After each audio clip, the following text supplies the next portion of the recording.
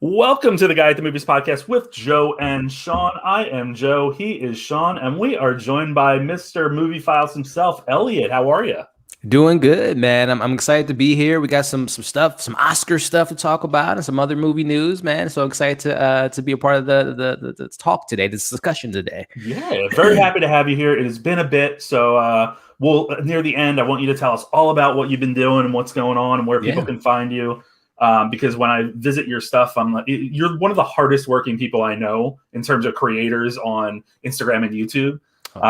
So it's always nice to revisit and see what's going on. You know, sometimes I get trapped in my own content and then going to see others. I'm like, oh, look at this. This is solid. It's a full-time gig, man. I tell you that, to putting out that content, but it's a fun time, man. I'm having such a great time with the community and the cinephiles out there. There you go. Love to hear that. Sean, how are you doing?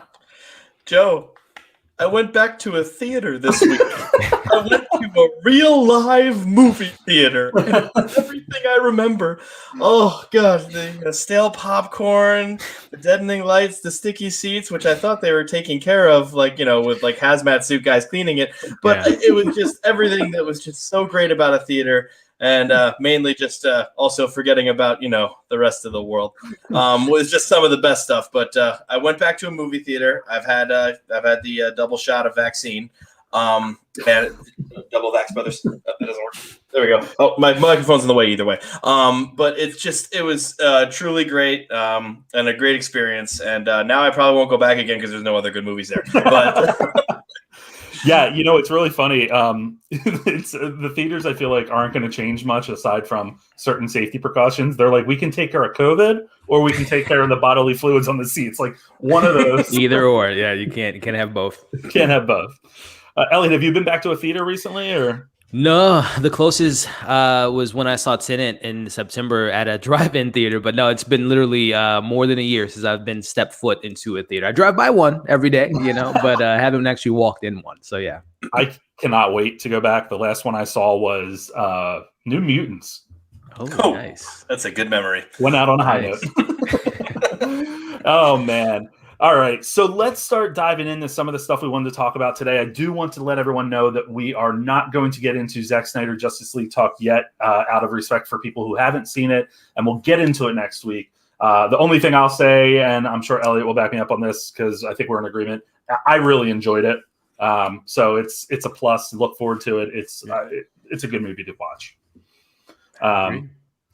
But yeah, what's not a good movie to watch is Cosmic Sin. So we're going to get into our picks for the week. I watched Cosmic Sin last week. It is, of course, another entry in the 2021 year of Frank Grillo. He could have done without this on his IMDb page. Bruce Willis also is there. And it is just not a good movie through and through. I usually hate absolutely railing on movies. Because, of course, just because I don't like it doesn't mean it's not a good movie. It doesn't mean that other people won't enjoy it. This is one of the worst movies I honestly have ever seen in my life. The script is so pedestrian. The acting is so half-assed.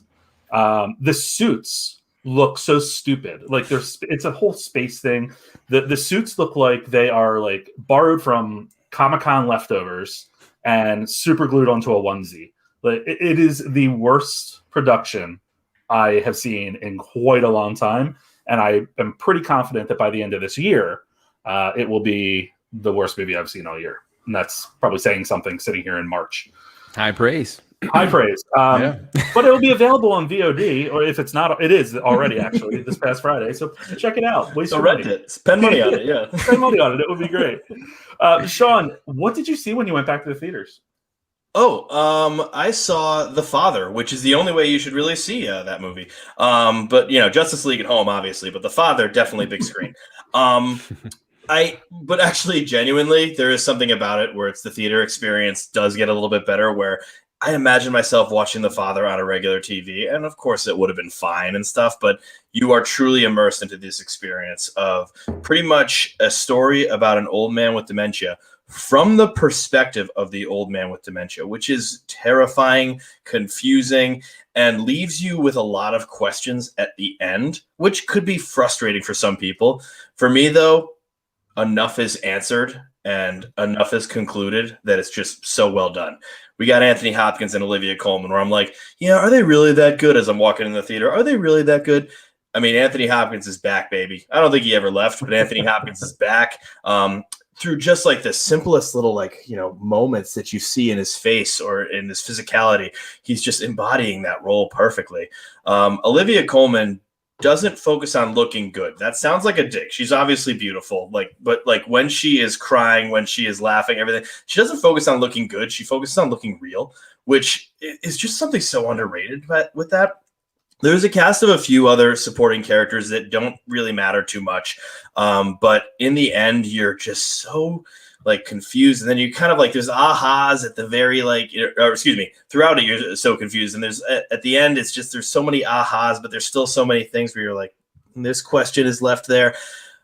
I mean, it's absolutely heartbreaking. There's a scene that, just to go back to Anthony Hopkins' performance once more, there's a scene at the very end that, based on how it's written, based on where it is, it shouldn't be able to be properly performed by any actor ever. I don't know how. It seems impossible, in other words. It seems impossible to make this happen. And now I just really want to see Frank Langella do this on stage, because he was apparently the person who did it on stage, which sounds amazing. But Anthony Hopkins sells this moment so well. Whew, it's chilling by the end, and truly wonderful film. Wow, that's pretty high praise. I'm actually really excited to see that. Did you see this, Elliott? No, it was supposed to come out last year, and I was going to get the screening, but then they pushed it back to February, and I just kind of haven't checked it out since. But I plan on. I've heard nothing but like Sean was saying, I've heard nothing but great things. Got Oscar nominations, so I plan on checking it out. Two great actors, really serious subject matter. So one of these days I'll definitely sit down and give it a watch. It sounds great. And we have a question. Is he better in The Father than he is in the last Transformers movie? So now let's think about this. Because I'm trying to recognize was it the last? No, he was in Last Night as the narrator, or was he in the last Transformers movie as well? Was this person? The Last Night is the last Transformers movie, isn't it? Mm-hmm. No, then there were if you don't count Bumblebee, I guess. Oh yeah, good point. Oh, I thought Last Night was the last of the trilogy. Oh no, I thought Last Night was the last of the trilogy. Then there were a couple of Wahlbergs. Then they finished it off nice and clean with a Bumblebee.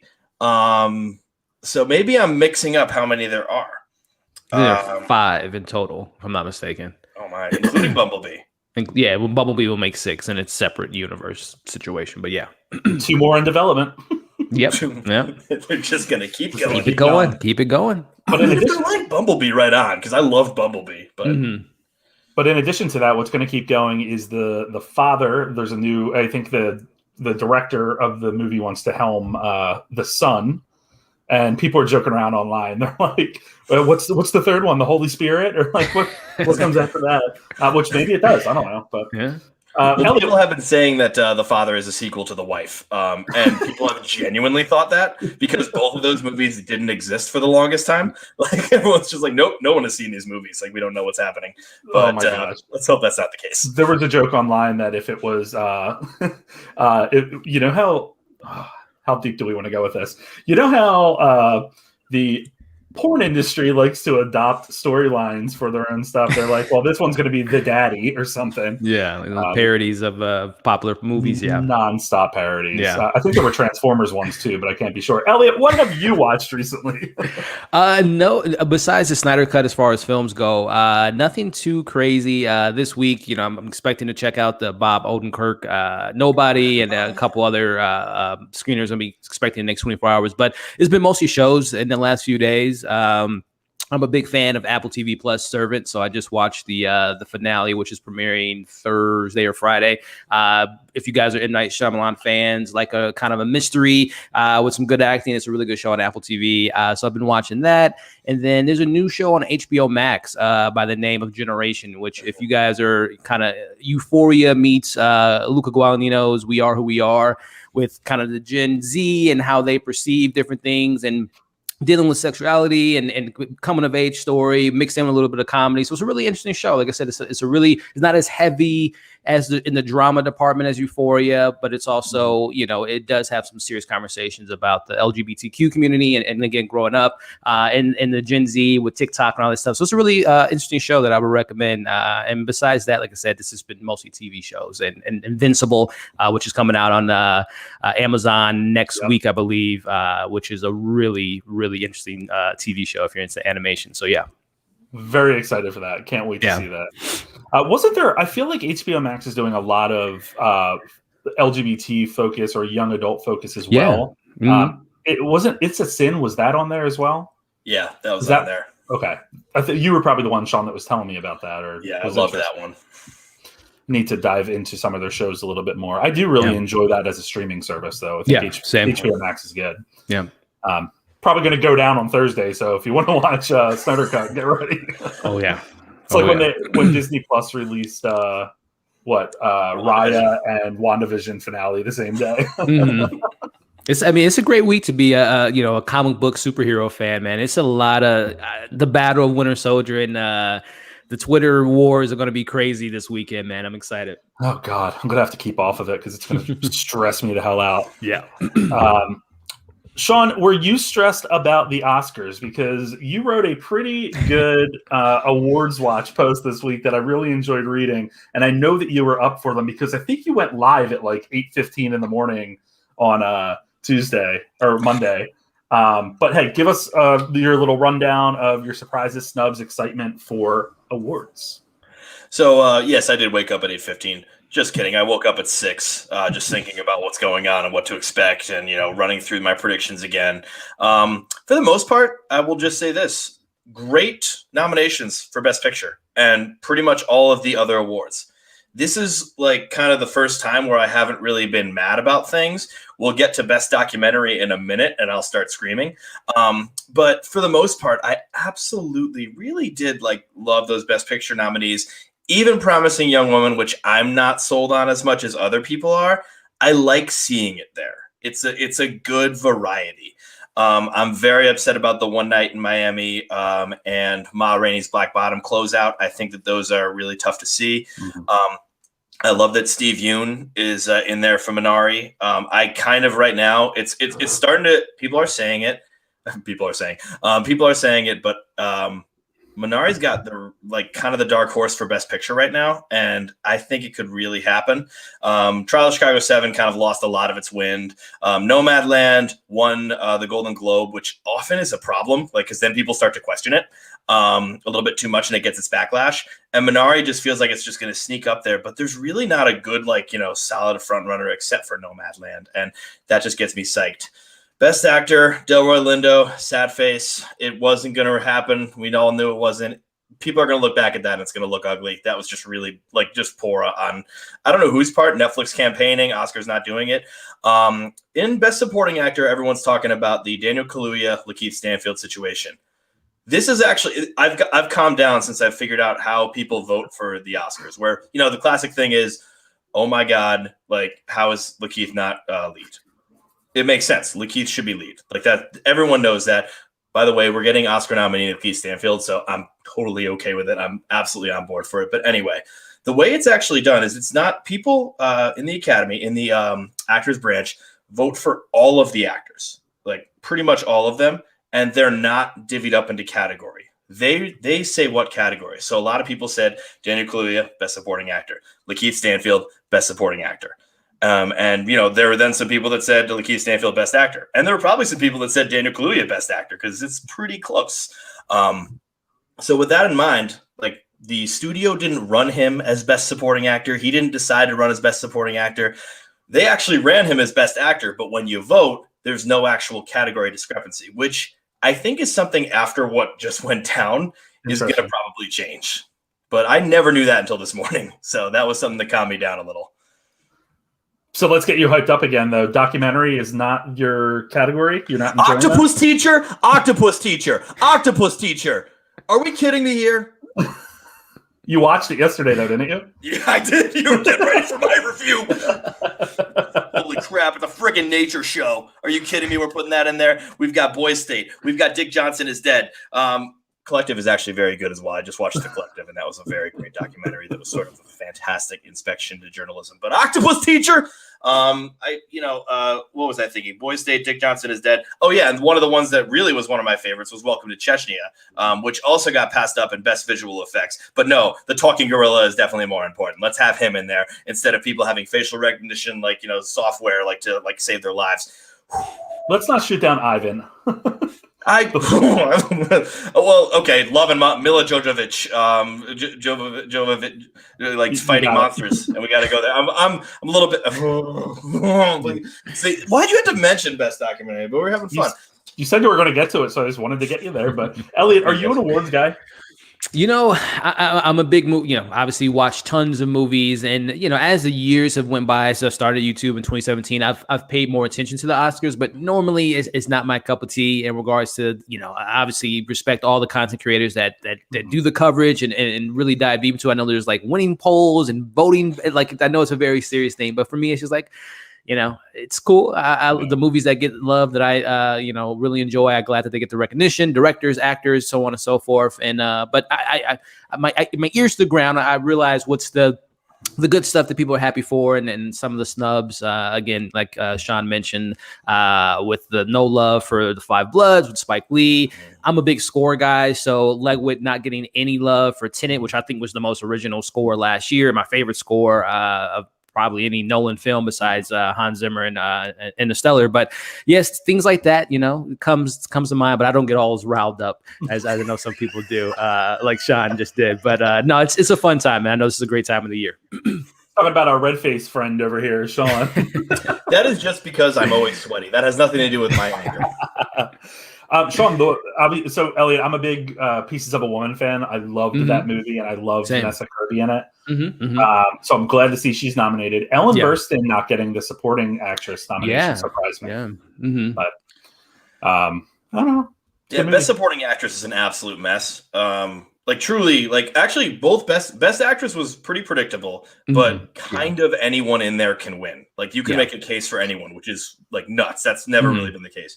Same for supporting actress. And, there was a few on the outside. I think Ellen Burstyn slowly fell back way too much, which was a real shame. Jodie Foster almost went in there. Glenn Close, who we will talk about in a moment for her double nominations that she received. One Oscar, one Razzie, for the same role. And so there's complications there, but then there's the issue of Glenn Close has not won an Oscar. Will Olivia Colman win it instead of her? And Olivia Colman once again beats her in the Oscar race, which also sounds kind of insane. I think it's just going to go to Bakalova just because at this point she's getting kind of the most attention. And that just sounds insane to me, but I also kind of love it. So let's do this thing. But that's really nutty. It's kind of wild. So The Godfather was the first movie franchise to have its first and second films both nominated for Best Screenplay. Do you know what the second one is? Second franchise? It just happened this year. I'll tell you that. Okay, so it's a screenplay this year. What is it? Oh yeah, no, Borat. It's Borat. Isn't that wild? I forgot they both got it. That's kind of crazy. Yeah, it's absolutely insane. Absolutely insane. But so keep in touch with us about the awards, Sean, because you are our awards guru here, and your post every week is really excellent and really thorough. It always reveals something new to me. So every Monday on GuideToMovies.com, Awards Watch with Sean, obviously going through the Oscars. And then we'll change it up. Maybe we can do reality TV show. I'm kidding. I could talk about Oscars all year. Get ready. I've got more stuff. All right. Well, hey, before we jump into the news, what I want to do is share an update from last week. So, Elliott, we interviewed Gio Parsons last week, the writer and creator of Willy's Wonderland. Did you watch Willy's? I did. Yeah. Did you enjoy it?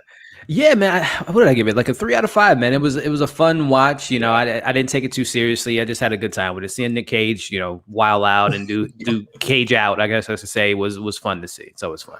So one of the questions that we forgot to ask last week was regarding the cola that he reaches in for after pretty much every time he kills someone. He has the alarm set, and then he plays pinball. So we got into pinball, but then forgot to ask about cola.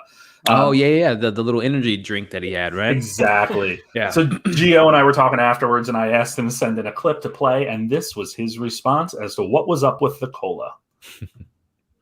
The soda was a vice. Like, I wanted to give him a vice, and originally it was Pepsi, and then the director and the production designer changed it to the Punch Pop, which I thought was really fun. It's supposed to be like Jolt Cola. And he just enjoys them because it's his thing, but it doesn't give him any like superpowers or super energy. At least in my mind, it never did. It was just more of a vice that I didn't want to be alcohol or cigarettes. So that's my answer to that question. And it's kind of funny because I didn't even think about the like superpower thing. When he said that, that's funny. Yeah. I just thought he loved caffeine, but I'm assuming he's getting those questions, right? I'm glad he answered that because it was between Christopher Nolan and Spinning Top and Inception and that. I was like, I'd had to know. So I'm glad that was revealed. These are the big questions of our generation. Yeah. All right. Yeah. These are the things we focus on when there's a Panda Express, a panini, whatever it's called going on out there. Quick question though, in that interview, was there, because when I watched that movie, was there some form of Nick Cage been on the spectrum at all? Because I know he had like the ADHD and it was like he had his like set things, drinking the drink and playing that. Was anything like, was there a particular reason why he was just like so like gun ho on that, or just a character trait? Strange. You hear with like the the Jolt Cola and stuff, like Gio just kind of said like he has to have a thing. Mm-hmm. And then one of the reasons why the monsters were the way they were is because they had to be this way, and the setting had to be this way. The reason he talked is because they had to be this way. He had all of these like requirements for the movie without like sort of like with saying like I don't really need to like rock the exposition with them. And so like that was the same sort of thing with the pinball machine. It was just another flashy vice that he sort of had. It was another obstacle without it being like all of them that what he was playing pinball as a kid and a rock hit his head or something. Like it wasn't anything like kind of crazy like that. Yeah, it was kind of funny. I mean, diving into some of the things that he told us last week, mainly that I guess it was Nick Cage who just loved how the script was written in general and loved how the character was kind of mysterious in that sense, right? He has these weird vices. And like Sean was saying, they were all just things that Gio was like, well, I met Nick Cage when I played pinball at like 10 years old or something, I think was the story. Nick Cage was there with his kids. Yeah. And so he put it in there and like just random stuff. It was fun. It was a good conversation. And I think, it's an interesting movie, especially given that Nick Cage doesn't say a word. A word, man. Was there any talks for a sequel? Yeah, so Sarah the Siren. I would love to see that spinoff. There's some ideas that he's throwing around. Yeah. He's trying to figure out, I think, what he had told us at least was he wants to continue on with the same type of story, but he wants to make sure that Willie is involved somehow, and that it's not just a brand new I was joking around with him and I said, do like Build-A-Bear Workshop and, you have all these little live Willies running around and Nick Cage ripping them in half or something. But he's a funny guy. He has a lot of neat ideas for different films and different projects. So I'm kind of excited to see what he comes out with in the future, because I do think Willie's is going to turn into that cult classic rewatchable film. Yeah, I agree. So I don't know. All right, let's dive into the news. The Razzies are going to launch us into further conversation on unwatchable films. And the worst picture, 365 Days, which I completely forgot about. Absolute Proof, which was, oh my gosh, the Mike Lindell My Pillow guy story about the election. Yeah. Doolittle, Robert Downey Jr.'s paycheck.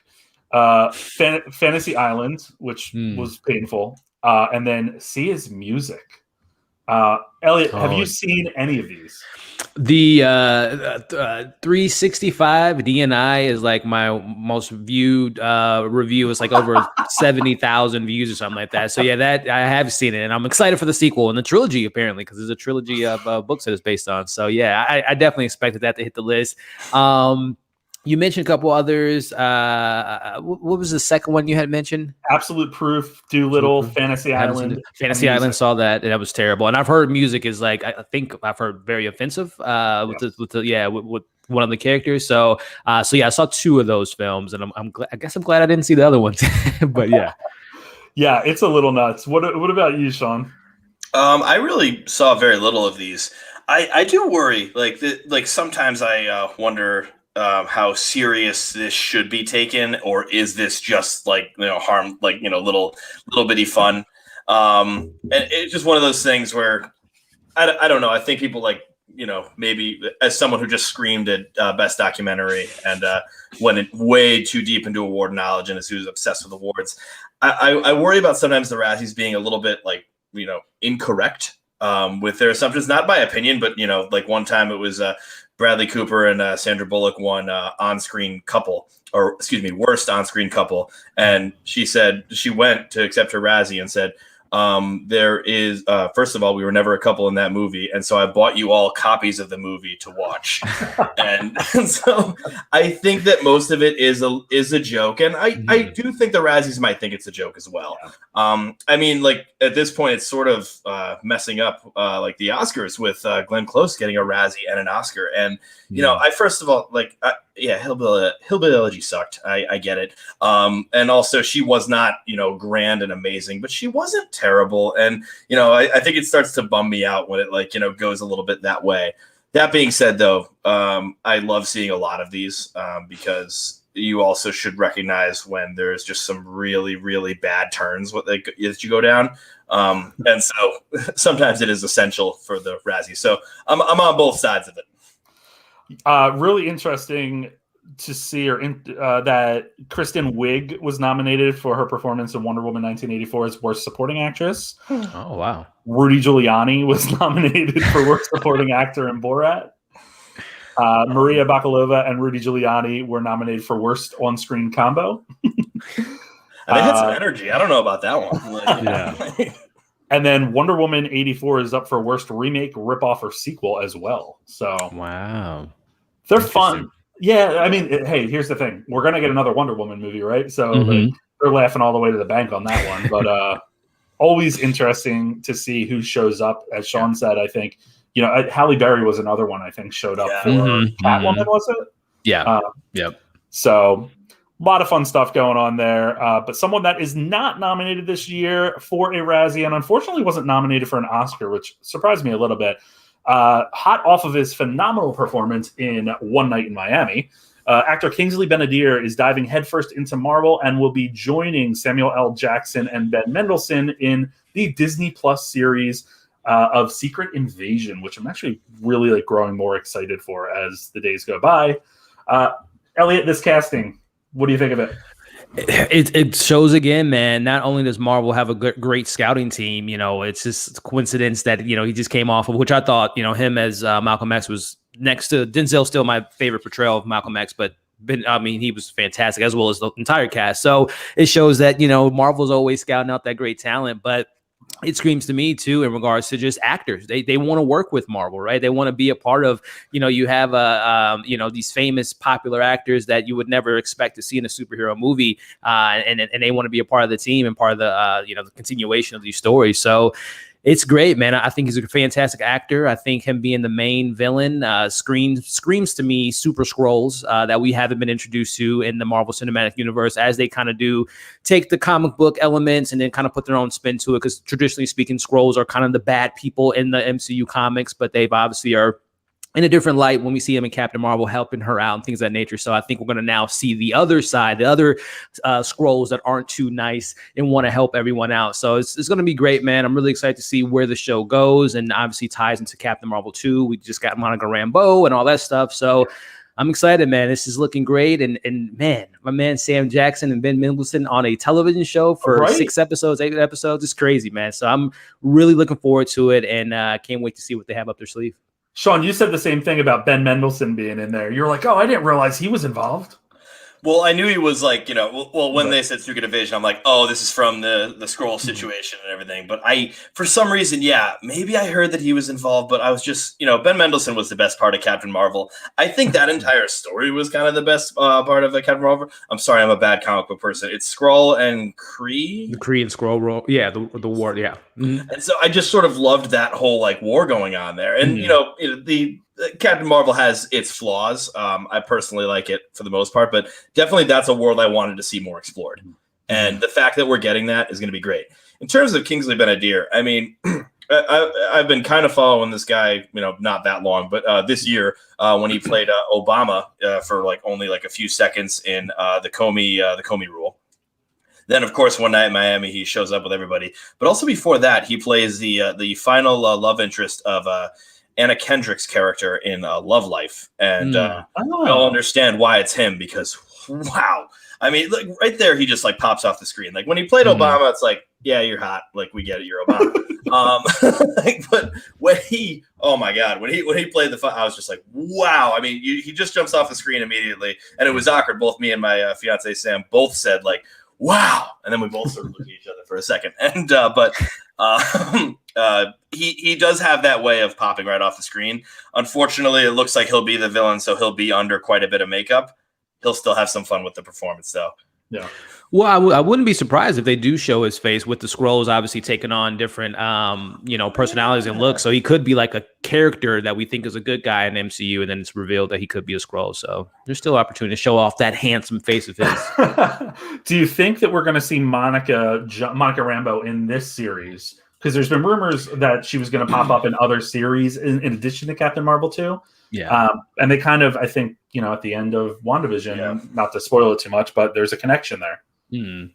Yeah, I think seeing her in a show like that, Miss Marvel would make sense with the connections to Captain Marvel. And Tiana Paris, she is a mega star. I can't wait to see her again, and I'm excited to see her in Candyman later this year. So, but yeah, I think it makes sense that we'll see her later this year, and then her teaming up in that film. They're really building her up because, again, Captain Marvel, she is the initial. She's the first Captain Marvel in the comics, but obviously she's going by the name of probably Spectrum or Spectre in this MCU. So, yeah, I think whenever we see her again, I can't wait because she's great. Yeah, I'm totally with you there. I'm excited to see her jump in there and hopefully get a little bit more airtime. I enjoyed what she did in WandaVision. They built her up very well. Yeah. But as you're saying, I mean, she's just an actress that has so much to give. And I also hope the same for Kingsley Benadir. I don't want this to be a one-off. I hope that his character, whoever it is, continues on in the greater MCU. Same here, man. I don't want to spoil two things from WandaVision, but the particular character, I was so glad that character made it out of the show alive because I'm excited to see what they do with that particular character in future things. So hopefully the shows, like you just said, don't kill off these incredible actors that are getting in here, and we'll see them on the big screen, hopefully, in Captain Marvel 2. Yeah, totally with you there. Sean, it seems like the Disney Plus, pretty much just echoing what you said, they're keeping them alive and they're putting them in a place. For a little while, the villains at least. And so I think when you have someone like Kingsley Benadir, are you going to knock this guy off in 8 episodes? I doubt it. I mean, because he's got the star power. You want to keep him somewhere waiting in the wings. Yeah, it's a very good point. We're not going to see that same thing happen though in The Flash when it comes out in 2022, because one of the big actors that was suspected of being a large part of the story due to sort of the background of the Flash and everything, is not going to be reprising his role. Billy Crudup will not be returning to the Flash movie as Barry Allen's father due to scheduling conflicts with, I believe, the Morning Show TV show on Apple TV. But we also did get the casting of his mother, as well as the confirmation that Iris West, who will first be seen in this week's Zack Snyder's Justice League, the love interest of Barry Allen, Ezra Miller's character, will be returning for that movie. The actress's name is Kiersey Clemons. She's not in Snyder Cut way too much, but Sean, you are our resident newbie to all things superheroes. What do you think they do with a character like his father, right, who was in jail, suspected of murdering his mother? Big role in a lot of ways, depending on how deep they go into that part of the character. Do they recast the role, or do they just write it off somehow? Boy, you could go either way, but recasting Billy Crudup is a really dumb move because that guy's jawline is memorable as hell. And no, I mean, literally, he's such a distinct presence that I remember when I saw him for the he was on like 13 Seconds of Justice League, and I was just kind of like, oh, okay, Billy Crudup for a cameo. That's that's a hell of a choice. Boy, it's tough to like say you sort of write him out, but it's always trickier to recast. I mean, then again, the most powerful comic book franchise right now in the MCU and that whole thing, they literally went Edward Norton to Mark Ruffalo early, I get it, but early, but still, that might be one of the things that it's a little bit too tricky to do. Or if you do it, just do it completely obvious, like Ruffalo from Norton, where it's just like new person, where it just completely looks different, and I think that would be the way to do it, is just sort of own it and be like, hey, Dad, and just make sure it's emphasized. I was like, where is he going with this? I don't know where I went with that either. Elliott, Billy Crudup is not going to be in the film. The actress who is playing his mother, Barry Allen's mother, is Maribel Verdú.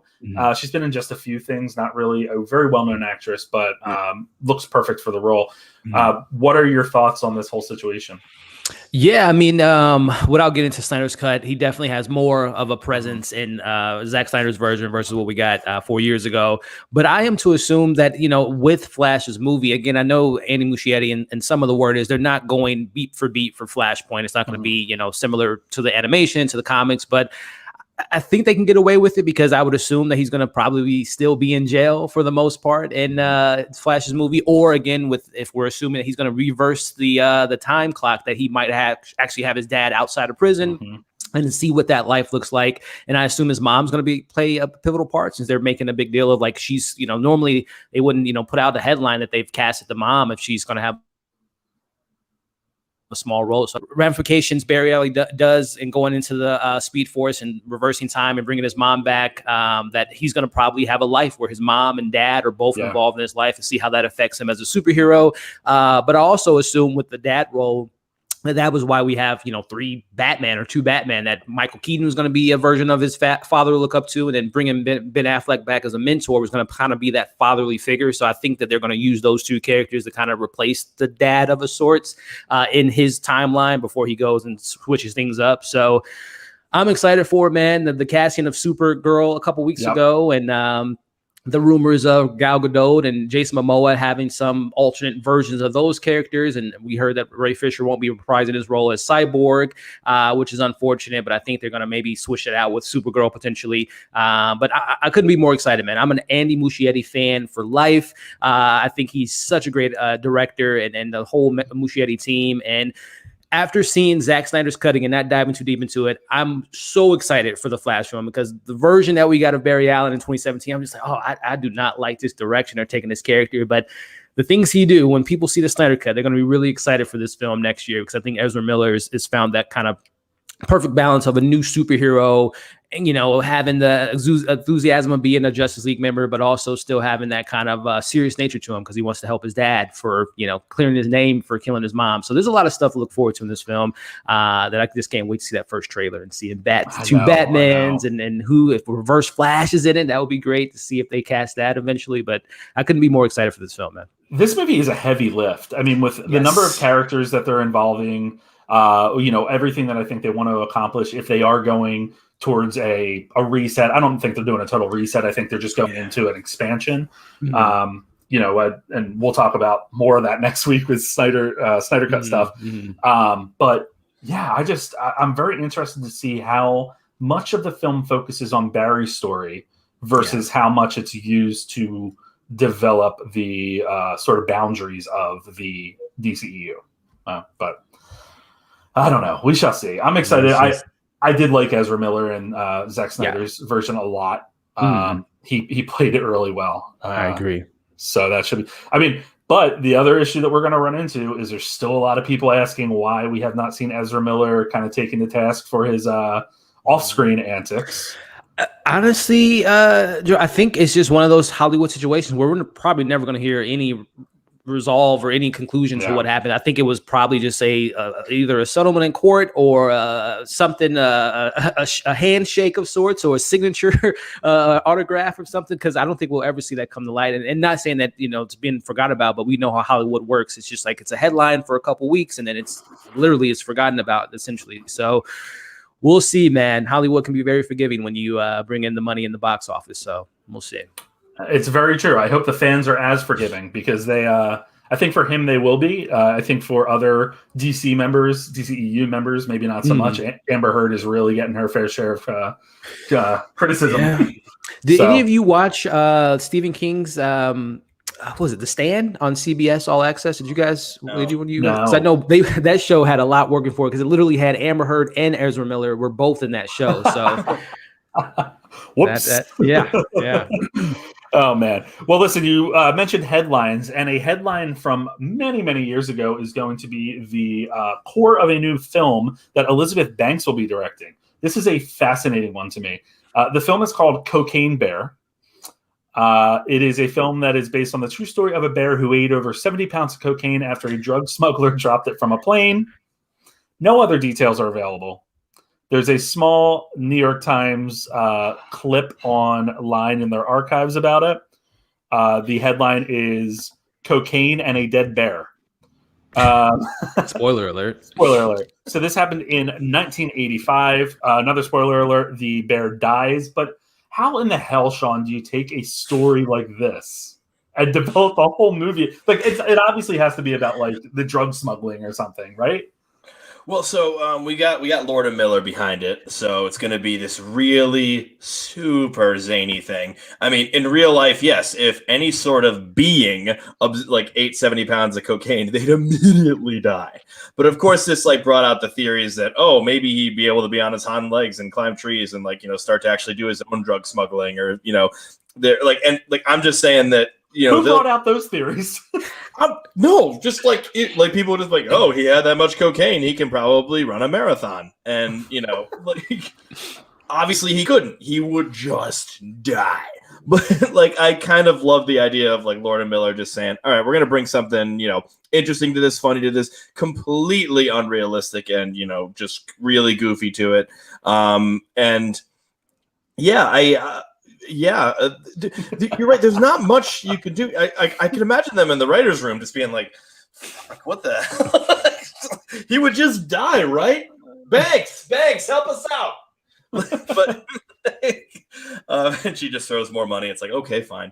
But I'm looking forward to it. I mean, the story itself is just something that can quite captivate you. And when you find out this is the plot is the seller right there. That's it. Mm-hmm. That brings people to the movie theaters eventually, hopefully. Oh my God, bring back theaters. But I think that all you need to do is say that. You don't need to even say Lord and Miller. You don't even need to say Elizabeth Banks producing. It's just that stuff. And I don't know if this goes really insanely violent or just super goofy. But I'm here to see what can be done, if anything.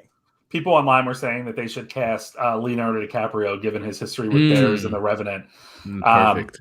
This screams streaming acquisition to me. I don't know why. I could totally see Netflix grabbing this, but Elliott, I feel like a lot of stories that we're seeing turned into films they're really reaching for things now, right? What do you think about all this? Was the conversation of Hollywood doesn't come up with original ideas, remakes, sequels, all that stuff, and then when we don't get that, it's a bear on cocaine, right? So we can't have the best of both worlds in that sense with originality. But I think Sean Sean was just saying in regards to the selling point is the bear on cocaine. But I think it'll probably be more about who was the idiot that dropped the drugs, and then they have to recover the drugs, and then that's when probably I don't know if it's a comedy mixed in with the drama, and then like you said, the bear goes on a rampage and kills people before they take them out, or it could be a tug at the heartstrings. This bear is on drugs and is running wild, and they have to, he has a relationship with the bear keeper or whoever watches bears or whatever. But I don't know. It's a very. I'll look up the article to see was it wild out of his mind and running around town for days or hours, or literally just did it and died on site. So He bought a Again, red that's the selling Corvette point. and he was zooming downtown and just, Exactly. making Wall Street trades. He's cruising. I mean, there's a story too. The bear's perspective of when he's high on drugs, like he sees himself as a human and doing all these human things, and then people are running away from him. It's an allegory of like, I don't know, racism of something of some sorts. The bears and running, and I don't know. It can get deep. It can get deep. Have you ever seen The Player with Tim Robbins? Because this is like a conversation from The Player. Yeah, all about Hollywood. And it's just like, so it's a political thriller. Yeah, but it's also funny. It's like The Graduate meets Marx Brothers. It's just like that. Like we're reaching here, and I love it. Yeah. Yeah, I mean, Elizabeth Banks as a director, she's kind of more hits than makes for me. But I don't know. Maybe this will inspire her to become this nuanced director, auteur director of sorts. She's diving into this type of story. Yeah, I think it was between Pitch Perfect 73 and Cocaine Bear for her. So the story, honestly, is very simple. In the New York Times, a 175-pound black bear apparently died of an overdose of cocaine after discovering a batch of the drug. A convicted drug smuggler who later died dropped it because he was carrying too heavy a load while parachuting, and they found the bear dead among 40 open plastic containers with traces of cocaine. I want to see the bear go into like a hypnotic thing, and like you're like, cartoonish or whatever, but I don't know. Things are getting a little ridiculous with some of these movies, but it's probably going to be nominated for an Oscar in a couple of years. So I hope so. And a Razzie. At the same time. In other news, though, we are getting Texas Chainsaw Massacre 77, and we found out today that the film that Legendary is developing is going to be a direct sequel to the original 1974 film with producer Fred Alvarez, who has kind of recaptured some of the energy of some older properties in the past decade. He's on board of this one. Also very interesting is that the co-writer of the original film is on board to produce. And yeah, we're getting old Leatherface, they said. Elliott, old Leatherface. Are you a horror fan?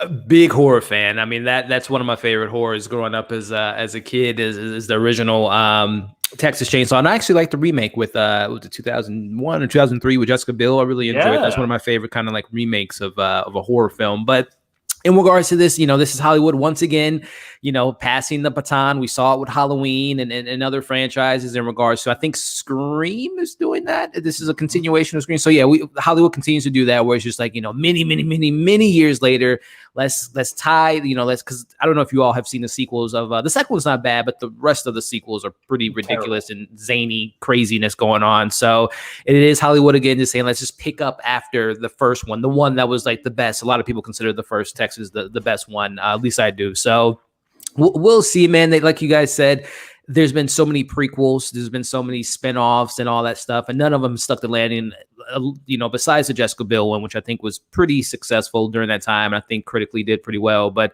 I don't know. It's just, again, Hollywood and reboots and remakes. I know that the Evil Dead continuation, but no Ash. It's just like, I don't know. They try to be creative in that sense of like, we're not going to do what you expect, but we're going to probably do a lot of the stuff that you've seen in the original, and having the people that was a part of the original is always nice to hear. But again, it's just like, it's been 40, almost 50 plus years.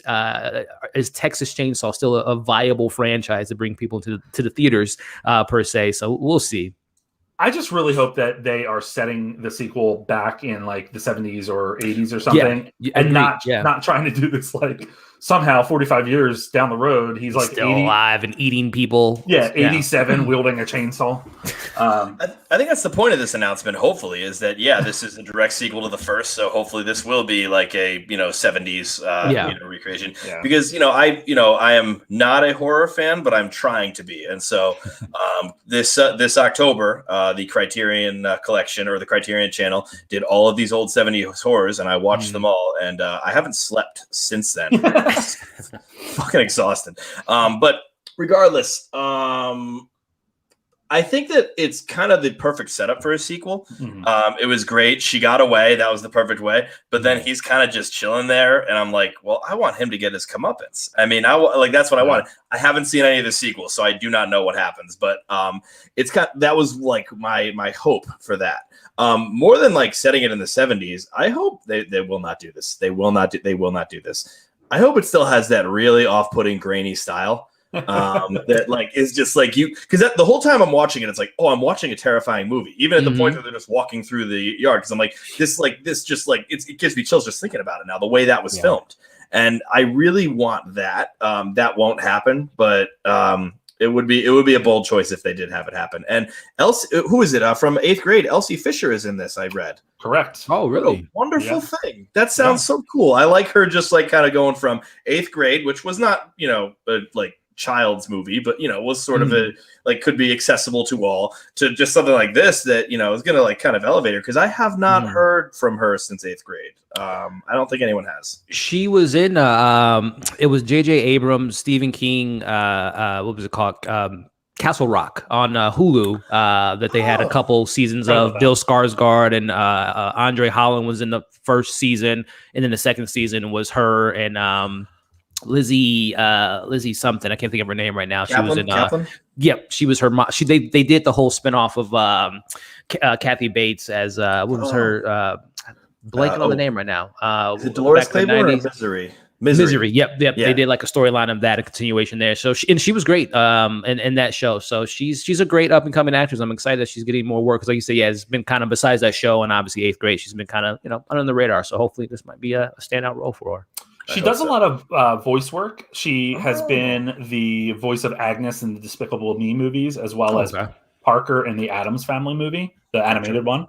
Gotcha. So good for her. It's not, I mean, this could be a good launch. 8th grade obviously was, I think, her best role so far. But this could be a really good launching point into a little bit more mainstream. So we'll see where that goes. It is interesting seeing that they're taking the same approach as Halloween did, where they're like, we know we released a shit ton of sequels. Forget about them. We're just going back to the original. So I'm on board with that. I like that. Okay, here's the last story. And I'm kind of annoyed by this story. We know that Avatar, unless you're living under a rock, recently just retook the throne for the worldwide box office record from Avengers Endgame. Obviously, this is the power of Zoe Saldana, who's in both films. But should this count? Because this is all because of Avatar's re-release in China. Should this count, Sean? I mean, we'll say no for like the obvious reasons, but then we'll also say, where is that line? And like, what is that line going to be? I also say to this is just like Cameron trying to like just flex and, give him this. Just give it. He, like he's just, like, he's made some of like the greatest sequels of all time and also the originals. And like, he's a lovely filmmaker. He's going to do nothing but Avatar films. I'll watch them. Let's just like, look, give him a little check, give him a little, like, his little trophy for this. And, pat him on the bum and send him down the road. It's just one of these things where the guy has such a fragile ego, and you could tell this from, people that have worked with him. And, he is just like, he's got that kind of problem that he's just doing this to like get some sort of imaginary upline. And I know I'm talking about imaginary awards and stuff like that after once again screaming about best documentary. But it is just one of those things where I look at it and I just say, like, what does this really mean to you? You have $17 billion in your back pocket right now, and you're going to tell me that you need like a couple of 200,000. So it both upsets me, but it's just one of those things that like, I'm like, okay. It also keeps me completely like lackadaisical to it. I'm like, all right, fine. Yeah. I mean, Elliott, my whole thing with this is we talk about where to draw the line. And I think that if you have a worldwide release, the first time that you exit theaters completely, then you're done, right? Obviously, there has to be a threshold of, you're in less than 100 theaters or something, because you're always going to have an art house theater or something showing a film. But this is, I mean, it was just brought up in the comments here. This is Disney. They're both owned by Disney. So it's fighting with itself right now. But what are your thoughts on all this? Yeah, I mean, I don't know. I think the strategy may have been, again, because we know a lot of theaters worldwide are closed. And there was obviously a lot of Harry Potters are playing, Star Wars are playing, and Avatar, I mean, respectively, before it took number one, it was the second highest grossing film of all time. So it makes sense they'll probably use that as like a way of, again, bringing people back in the theater. Yeah. And then obviously taking that throne and having that headline, because I think it's next year or 2 years from now. They're still trying to create some type of momentum for the second and the third and the fourth and the fifth Avatar film. So there's probably a little bit of strategy there. But then do not be surprised come, when theaters are opened up and we get a next big Avenger type film, that Avengers Endgame will be re-released and probably take the throne again. Right. When Avatar 2 comes out, the week before it comes out, they'll do Avatar in theaters and they'll just go back and forth and back and forth. So, I mean, as far as like counting goes, I don't know if when those other big films were released, like Harry Potter, Star Wars, Jurassic Park, if those numbers counted for 30 years ago that they were in the theater, if that boosted their box office, and if any film was able to go from 9 to 8 in the all-time record. But either way, again, like they said in the comments, it's just Disney just being like, they're the king. I think other 5 films are what is it? Star Wars Force Awakens is on that list, and it might be another Disney film, Infinity War. So like they have 4 of the top 5 movies of all time. So it's just, they're printing money. So yeah. It's just interesting that nobody really thinks this is legitimate. Like nobody's like, whoa, Avatar is still number 1. This made news that it did this. And so like nobody's getting fooled. Like it's just I don't really understand. I feel bad for like something like First Cow that's like looking up and be like, what's going on with it? Well, Avatar 2 is currently scheduled for release at the end of 2022. That's been delayed multiple times. Yeah. And I think there's 3 other. He's going up to 5, right? This is his world. This is the world, and we're just living in it. Yeah. And I think, if I'm not mistaken, there's only like $1 million difference. So between, I think, Endgame and Avatar taking that spot. So again, when Endgame does inevitably re-release, he'll, again, take that throne. But crazy. Disney money. Absolutely crazy. I can confidently say that nothing that is coming out in theaters this week is going to give it a run for its money, because the only thing that's coming out is The Courier in theaters. But we also have Operation Varsity Blues, which is the college admission scandal documentary that hits tomorrow on Netflix. Really interesting how they did that, by the way. Did you watch this, Elliott? The trailer for it? Well, the movie itself. No, I haven't seen the film yet. Yeah. So it's every scene is recreated because they had phone tapped the actual conversations, right? So they know what was being said, so they kind of reproduced it. It's done differently than any documentary I've seen in recent memory, but interesting. Still a very interesting story. Yeah. Obviously, Zack Snyder's Justice League is hitting HBO Max on Thursday. And The Falcon and the Winter Soldier on Disney Plus this Friday. Yeah. It is going to be a good week for superheroes, like you said earlier.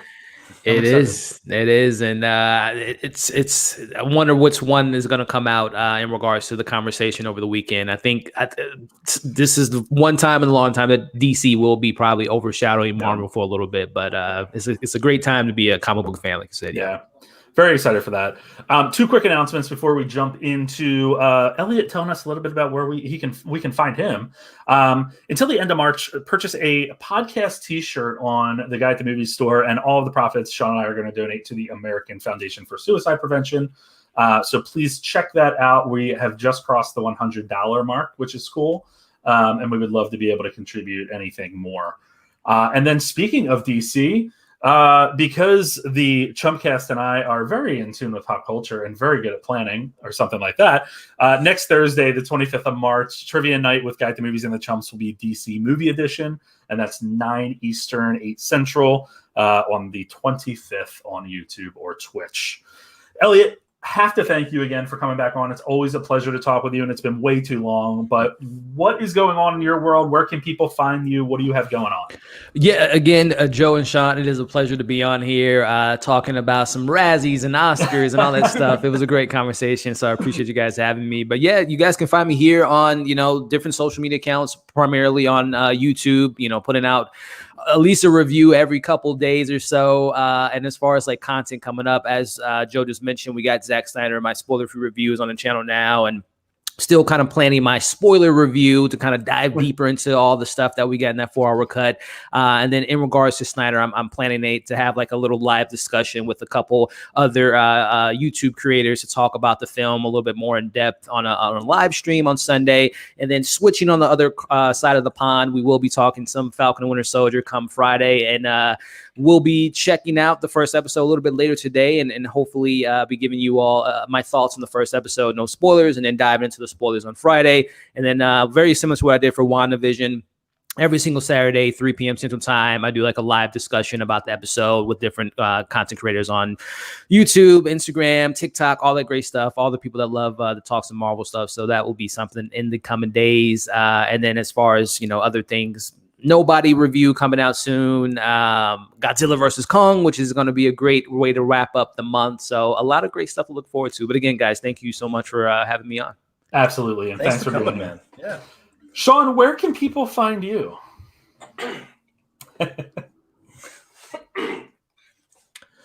People can find me on Math Teacher Movies Instagram, where I do Monologue Mondays, Final Shot Fridays. I will not be doing What the Oscars Got Wrong Wednesdays during the Oscar season, as to focus on the lovely nominees. I also review movies of past and present, and also TV shows of past and present. And also, I do a column on Guy at the Movies called Awards Watch every Monday. Yeah. I talk Elliott, about this is a running joke. He's been trying to tighten it up every week. Yeah. Some weeks are better than others. It's a lot worse. It's never been good. So as Sean mentioned, he does do Awards Watch on the Guy at the Movies website every Monday. Some other people that I want to highlight that contribute on Wednesdays, we have Jaren Talks, who provides video reviews for Guy at the Movies. On Thursdays, we have box office predictions from boxofficereport.com. And on Sundays, we have the box office recap of sort of what happened. The most interesting story recently has been that Raya and the Last Dragon didn't really come out of the gate very strong, unfortunately. Tom and Jerry beat it the week prior, or 2 weeks prior. But Raya has maintained some good momentum, and that's a Disney movie for you that's being well reviewed. So that happens as well. And Darren returns this Friday from Darren's movie reviews to cover Falcon and the Winter Soldier every week. Some fun stuff coming up as well on the website is that we are going to be having a recap of Invincible every Friday, the new Amazon Prime superhero mature animated adaptation, which I'm very excited for. We also will have a Mandalorian rewatch that will be happening as well on Tuesdays. And I'm totally forgetting another one here, so I'm going to cheat and look at my little board. Oh, and I started Superman and Lois recaps that come out every Wednesday, so check that out tomorrow. I was talked into watching that show after being burnt by DC TV shows because I was burnt out by DC TV shows. But Superman and Lois, if you haven't checked it out, it actually is a very, very good show. So very excited for that. Guy at the Movies on Instagram, Guy at the Movies 1 on Twitter. And you can find this podcast anywhere that you listen to your podcasts. Please rate, subscribe, comment. Man, it already feels like it has to be Friday. I'm going to be honest. I'm over this week already. But Sean, one thing we're not over is what we have to do to get out of this pandemic. So what do you want people to know?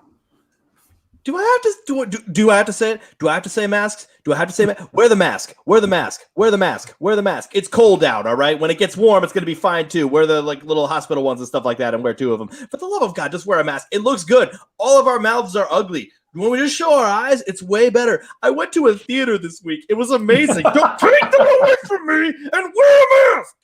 Wear a mask, please. Your face is red again, and that's not from the sweat. But anyway. Elliott, once again, thank you for being here, and we'll chat with you soon. Thanks, Elliott. Thank you, guys. See you guys.